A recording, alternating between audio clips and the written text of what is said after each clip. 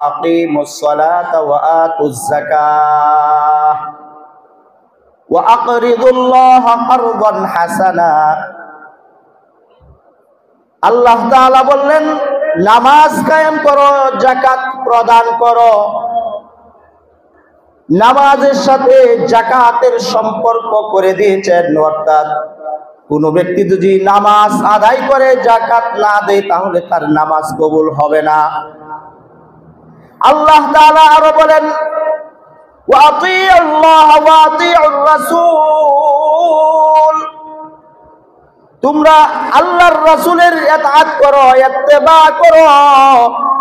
রাসূলের ইত্তেবা ছাড়া আল্লাহ তাআলার ইত্তেবা হবে না। এই জন্য যেই জায়গার ভিতরে রাসূলের ইত্তেবার কথা বলেছেন আল্লাহ তাআলা, ওই জায়গার ভিতরে আল্লাহর নিজের ইত্তেবার কথা বলেছেন। একটার সাথে আরেকটার সম্পর্ক আছে না নাই? যে জায়গাতে রাসূলের কথা বলেছেন সেই জায়গাতে আল্লাহ তাআলার কথা বলেছেন।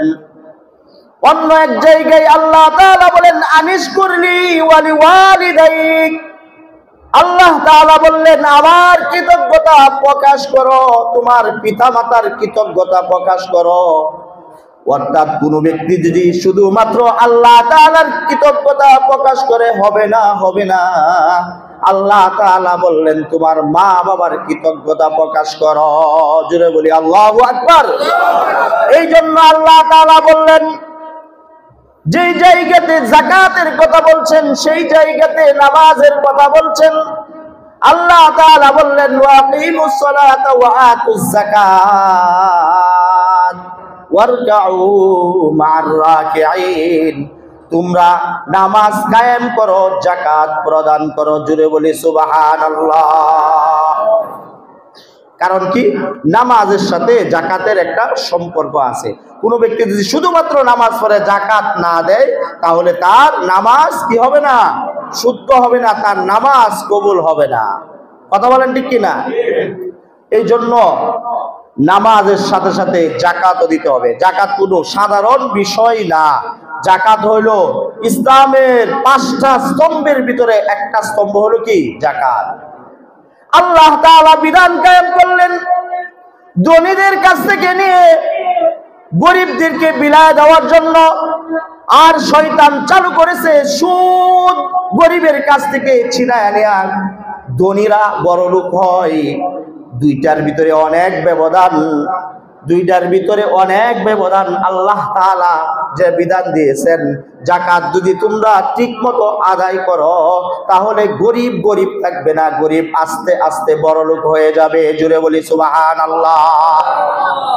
শুধু এইটুকুই নয়, যাকাত যদি ঠিকমতো পালন করা হয় তাহলে পুঁজিবাজি নষ্ট হয়ে যাবে। বড় লোকগুলি যদি ঠিকমতো যাকাত আদায় করে, যাকাতের একটা অর্থ হলো বৃদ্ধি করে দেয় আল্লাহ তাআলা। আল্লাহ তাআলা যে ব্যক্তি যাকাত প্রদান করবে আল্লাহ তাআলা তার মাল সময় সময় সে বৃদ্ধি পাইতেই থাকবে। যাকাত দেওয়া মাল হয়ে যায় পবিত্রতা। জুড়ে বলি সুবহানাল্লাহ। ও মুসলমান ভাইরা রে আমার, যাকাত এটা কোনো বোঝা না, এটা আল্লাহ তাআলার বিধান, এটা আপনার সম্পদ না। আল্লাহ তাআলা এই হুকুম দিয়েছেন, আপনার মালের ভিতরে গরিবের হক আছে, গরিবের সম্পদ আছে। গরিবের সম্পদ গরিবদেরকে বুঝায় দেওয়া এটা আপনার উপর দায়িত্ব। এটা আপনার খাবারের সম্পদ না, আপনার সম্পদ না। এটা হইলো গরিবের সম্পদ, তাদের মাল তাদেরকে বুঝায় দেওয়া। এটা হক। তাদেরকে বুঝায় দিবেন, তাদের হক তাদেরকে দেয়া দিবেন। 1-2 টাকা, 20 টাকা, 50 টাকা, 100 টাকার শাড়ি কিনে যাকাত দেওয়ার কোনো হুকুম নাই। তাদের হক তাদেরকে বুঝায় দিবেন, তাদের সম্পদ তাদেরকে দেয়া দিবেন। আপনাকে কে হুকুম দিয়েছে শাড়ি কেনার জন্য? কম দামি লুঙ্গি কিনে তাদেরকে বিলায় দেওয়ার জন্য কে বলেছে? তাদের হক তাদেরকে বুঝায়া দেন। তারা তাদের সম্পদ তাদের ইচ্ছা মতো খরচ করবে। আপনার জন্য এটা কোনোভাবেই কখনো কাম্য নয়। তাদের সম্পদ আপনি নিজের হাতে কোনো কিছু কিনে ব্যয় করবেন, এটা কিন্তু ঠিক না। কথা বলেন ঠিক কিনা? এই জন্য যাকাতের বিধান আল্লাহ তাআলা দিয়েছেন, তাদের সম্পদ তাদেরকে বুঝাইয়া দিবেন। গরিবের হক আপনি মাইরা খাইবেন না। এই আপনার 50,000 টাকার ভিতরে, 50,000 টাকার ভিতরে কিছু হক, 40,000-এর ভিতরে 1,000 টাকা এটা গরিবের। কথা বলেন ঠিক কিনা? এটা আপনার না, আপনার না, এটা আপনার না, এটা আপনার নাতে আপনি খাইবেন কি করে? আপনার সম্পদের ভিতরে গরিবের হক আছে, প্রতিবেশীর হক আছে, মিসকিনের হক আছে, ফকিরের হক আছে, মাদ্রাসার এতিম ছাত্রদের হক আছে, এটা আপনি খান কি করে? এই জন্য কোন ব্যক্তি যদি তার পবিত্র মাল সে ব্যবসা বাণিজ্য করে, সে অনেক পরিশ্রম করে মাল অর্জন করলো, করার পরে সে যদি বলে এটা আমার, সেটা আমার যদি বলে, আর যদি সে যাকাত না দেয়, সমস্ত সম্পদ হারাম, সমস্ত সম্পদ নাপাক, সমস্ত সম্পদের ভিতরে গরিবের হক আছে, এটা নিজে সবটা খাওয়া জায়েজ নাই। কথা বলেন ঠিক কিনা?